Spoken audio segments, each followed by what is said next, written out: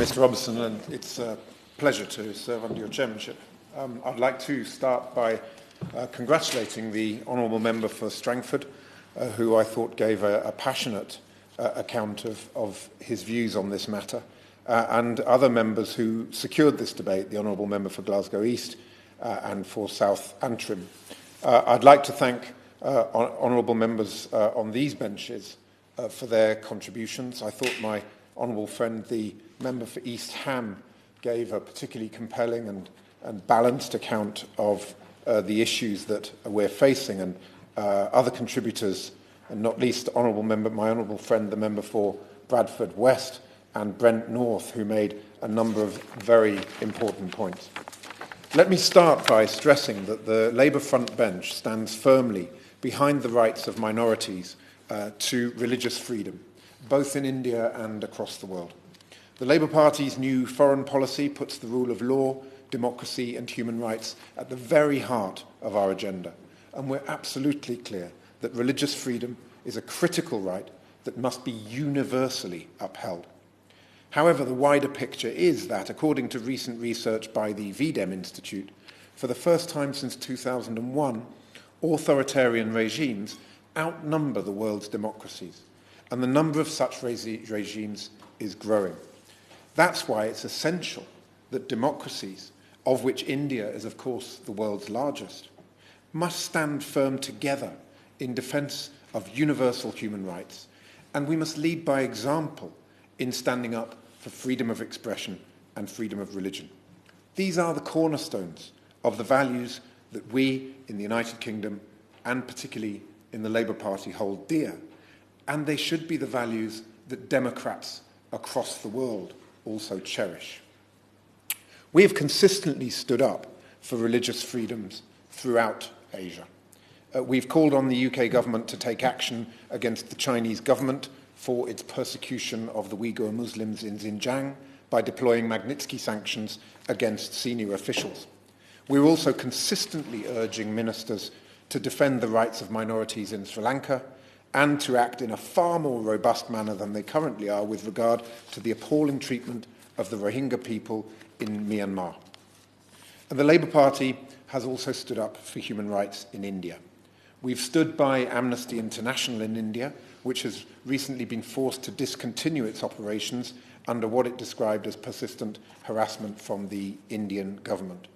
And I also recently expressed the Labour Party's strong belief that the farmers protesting in India must have the right to peaceful protest, and that the Indian authorities must commit to upholding this right. Again, UK ministers should be engaging far more actively and effectively with their counterparts in New Delhi in order to convey this message clearly. The religious rights of minority groups in India is a hugely important issue.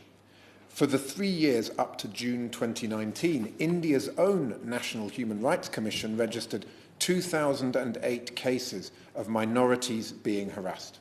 Every one of these events is heartbreaking. Firstly, for those who have been affected, in some instances even losing their lives and their families, but also for all those of us who wish to see India thrive as a nation. Religious minorities constitute 1/5 of the population in India, and Articles 29 and 30 of the Constitution protect the rights of those communities, including the right to use their own language and to form their own educational institutions. Article 15 prohibits discrimination on grounds of religion, caste, sex or place of birth. But in spite of these constitutional protections, in late 2019, the Indian government's Citizenship Amendment Act caused concern because it failed to state that it would offer a path to fast-track citizenship for Muslim immigrants, whilst explicitly committing to fast-tracking Hindus, Parsis, Jains, Buddhists, Sikhs and Christians from Bangladesh, Pakistan and Afghanistan. More recently, in late February 2020, New Delhi experienced terrible communal violence. The initial attacks were predominantly from members of the majority Hindu population who were attacking Muslim minority groups. The death toll reached 53. The majority who died were Muslims, but many Hindus also lost their lives, and parts of northeast Delhi were put under lockdown. Mr. Chairman, every section of the population is profoundly damaged by such violence and strife. Later in 2020, the persecution of Muslims continued with the blaming of Muslims for the spread of COVID-19, as many honourable members have mentioned.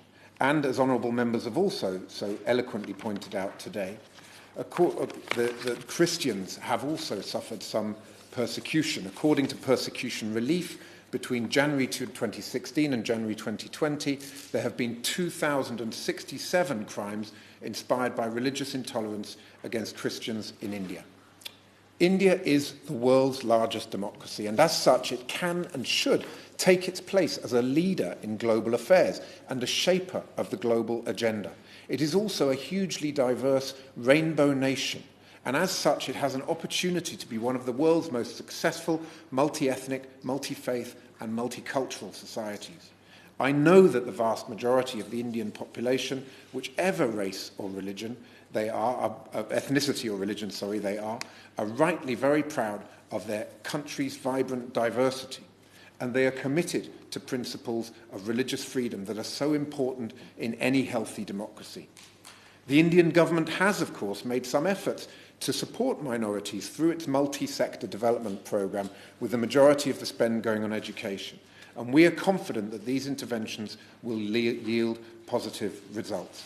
But in light of the above, we call on ministers to engage actively with their counterparts in New Delhi, to set out the role of the new Special Envoy on Freedom of Religion and Belief, the Honourable Member for Congleton, what she will be doing to encourage tolerance and inclusion, to explain the government's plan to compensate for the abolition of the Department for International Development, which has done some outstanding work promoting religious freedoms across the globe, and to explain the decision to renege on the government's manifesto commitment to spend 0.7% of GDP on development. Can the Minister tell us which DFID programmes for freedom of religion and belief will survive these swingeing cuts? It is vital the government took a serious and strategic approach to defending religious freedoms, and we look forward to his answers on these vitally important issues. Thank you.